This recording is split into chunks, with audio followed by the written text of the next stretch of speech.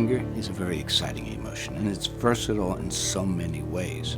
When you think about actors who are really good at tapping into the emotion of anger, you can't help but think of Joe Pesci, Robert De Niro, and Ray Liotta, especially in the movie Goodfellas.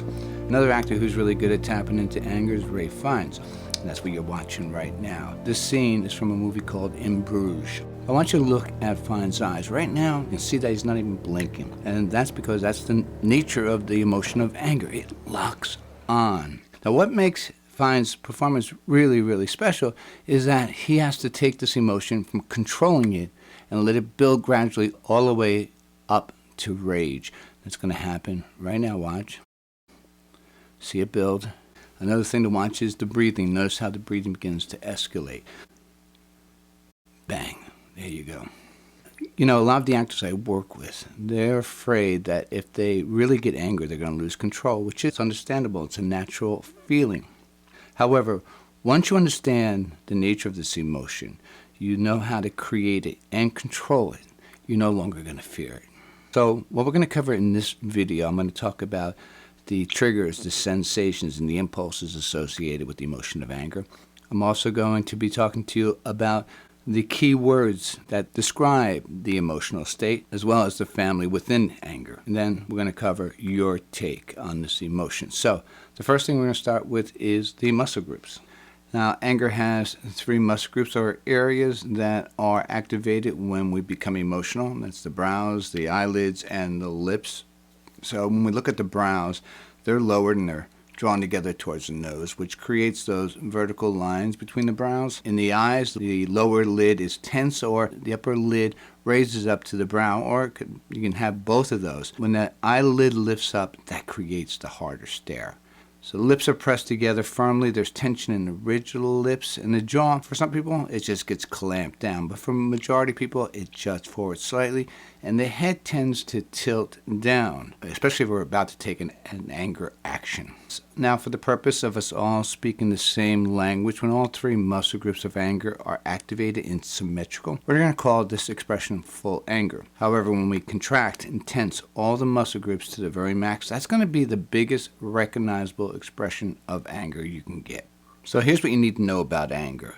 Anger unleashed is a powerful, unyielding force, and it can be a positive, life-saving force or a negative and destructive nightmare. Anger supplies you with tunnel vision. It can keep you focused and on track, which is a critical component to achieving any goal. Anger can also override your fear. It can spur the choice of fighting instead of fleeing. Another interesting note about anger is that when we're angry, we lock onto what makes us angry. In the case, just like we just saw in the movie with Ralph Fiennes, he was locked on to Brendan Gleeson. Now, the universal theme of anger is interference with a goal that's important to you. Now, think about how you would feel if something or someone deliberately interfered with your goal of achieving success, happiness, security, love. Anything that you felt was really important to you and somebody interfered with it. How would that make you feel? Now, depending on your own psychology, cultural, personal display rules you adhere to, you can learn to get angry about almost anything. However, the most common paths are frustrations, someone else's anger aimed towards you, self-preservation, either physical or psychological, can make us angry. Certain rejections will make you angry. Certain disappointments, someone going against your moral beliefs or social norms. Any one of these can make us angry, but again, they're not universal because for some people, they don't get angry because they were rejected. In fact, they get sad. There's one other thing I want you to know about anger, is that we're more apt to get angry at someone if we believe that they have no regard for our feelings whatsoever. Whatever they did not care about how we felt. So, when we talk about the sensation, we're talking about the heart rate increases, the breath speeds up, there's warmth in the hands and the arms. You may feel tension in the jaw or the feeling of your hair on the back of your neck standing up. I'm sure we've all experienced that one time or another. The impulses for anger, remove the interference. Anger wants to punish, it wants to control, it wants to retaliate or seek revenge. You think these are your actions when you are feeling angry. And this could be towards someone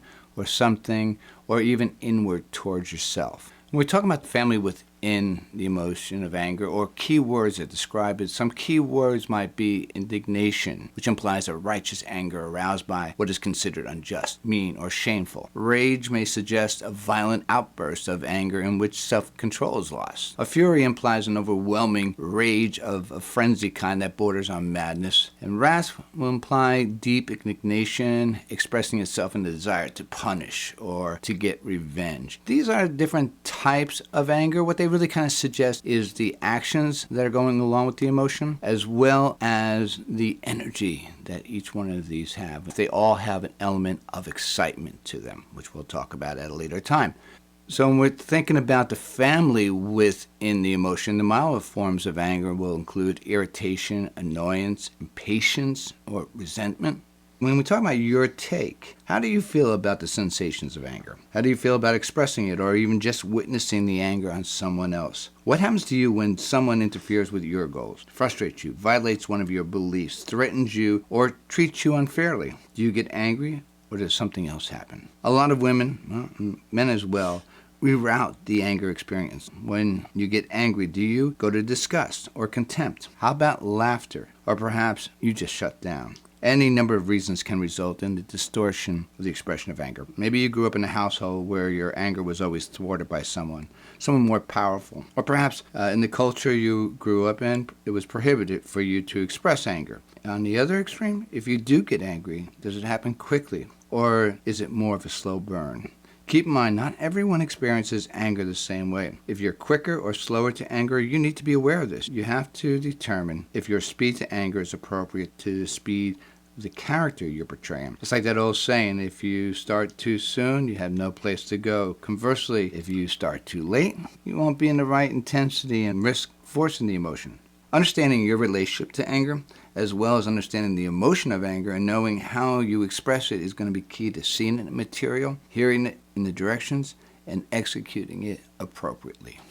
Okay, so that's a quick overview of the emotion of anger. What I suggest to get a more in-depth look at this emotion, download a material that I have put up there for you.